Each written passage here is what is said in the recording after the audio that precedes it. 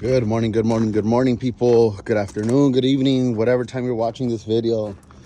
It's your boy Shrek. You already know we're back with another one.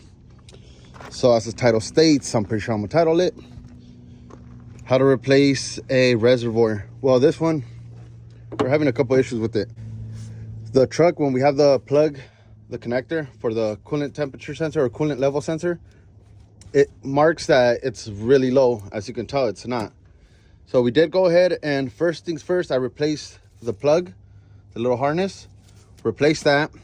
Second, we replaced the sensor, and replacing those things didn't fix it at all. So I went ahead and traced the whole harness. As you can see, we traced the whole harness. I did see that that plug, which goes to that sensor, which is the fan clutch solenoid, was frayed. The wire was frayed, so it was grounding out. We went ahead, repaired that, and still nothing with this one. Next thing to do is drain it. We're going to drain it, remove it.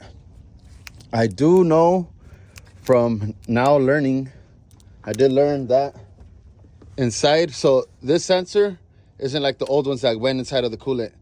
This sensor is just on the outside. The outside of the, well, it has its own cavity inside of the reservoir. But this sensor, this one's pretty beat up. I have an extra one.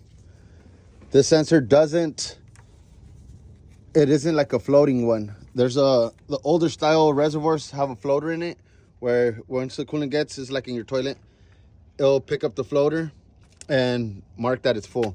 And once it gets to a certain level, it notifies the computer that it is low. This one, instead, inside of this cavity where the sensor goes, it has a little ring that goes up and down, which is what tells it if it has coolant or not. What I did notice is that cavity, or the part that senses and pushes up the floater, isn't filling up no more. So something's wrong with this coolant reservoir. Let me show you guys what the used one I have.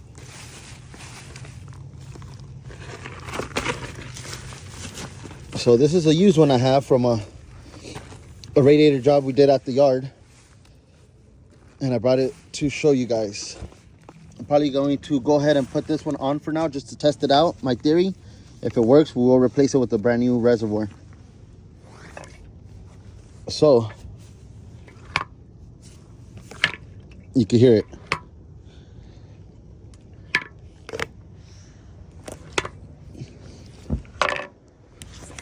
So you can hear that little, it's like a ring that goes inside that cavity that slides up and down, which is what tells the sensor if there's coolant inside of the reservoir or not. So let's go ahead and remove this, and I will show you guys what's next.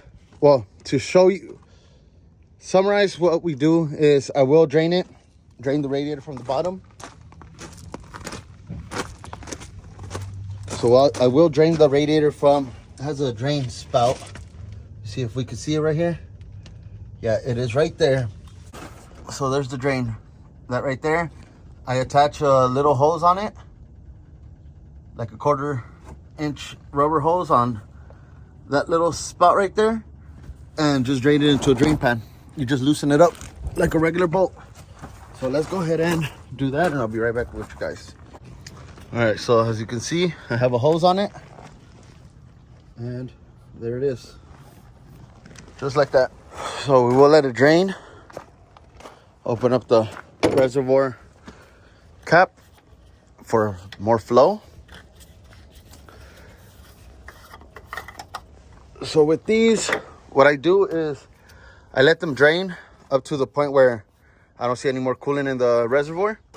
And then I do go ahead and clamp this off and remove it. That way I don't have to remove any more extra fluid out of it. So let's let it drain all the way.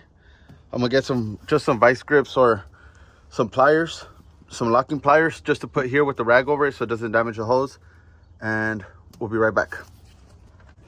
All right, so as you guys can see, the level's right there, and you can see a little bit over there where it's already at the lowest. So we could either clamp it now, like I said, using some locking, I guess, pliers, whatever they're called. Or we could let it drain out just a little bit more. It doesn't really matter. You're going to spill a little bit regardless. So that being said, clamp it up. Start removing the bolts. They're 13s on the newer style. On the older, I believe it has 3 13s on the top. It has this one, and then it has one right down here on the older style. This is about a 2018, 2019 and up. So we will go ahead and take off 4 bolts on the top, 1 on the side. It has a hose on top on this side, and then a hose on the back side. And this one, of course. So let me go ahead and take those off, and I'll be right back. All right, guys, so we have the replacement. Sorry about that. We have the replacement on now. This is the used one I said I was going to put on to try. There's the original one they had on there. And as you can tell, it was starting to leak. It had a little pinhole on the top. So regardless, we were going to have to replace it. So we're going to go ahead and recycle the coolant back in it and test it out, see if it works. After this, I do have a knock sensor I have to replace. It might be in a different video, so go ahead and show you guys that one after.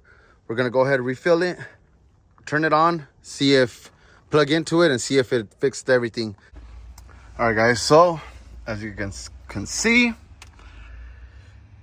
coolant level sensor circuit failed low. It is now not active. So like I said, we did replace the harness originally. Usually that's what fixes the issues. It's a bad harness, the connector's not making the contact it should, or there's an open circuit, which means there's a cut in between it somewhere, or your wiring is frayed and it's shorting out somewhere. Maybe no ground or nothing. Maybe you have a cut wire somewhere. We went ahead and fixed it. Then that didn't fix the problem. We went ahead, but we did find, like I said, a cut in one of the harnesses, which we fixed for the fan clutch solenoid. We fixed that. After we fixed this harness or replaced it, we went ahead and changed the sensor right there, the level sensor. Replaced it. It worked for a couple days, or like a couple hours actually, and then it went back to normal. Or it went back to failing. Now we went ahead and replaced the coolant reservoir. I had it on for about 10 minutes and we are good to go right now. Next, I will be doing the knock sensor. So that's going to be a whole different video. I do have to run a regen after I replace that one. So with that being said, I hope you guys are having a great day. It's beautiful out here in sunny Southern California in the middle of December. Happy holidays, Merry Christmas, Happy New Year's if I don't get to see you guys till then. Till the next one, guys. If you guys are out on the road, be safe. If you're at home, enjoy time with your family. Till the next one, guys. Peace.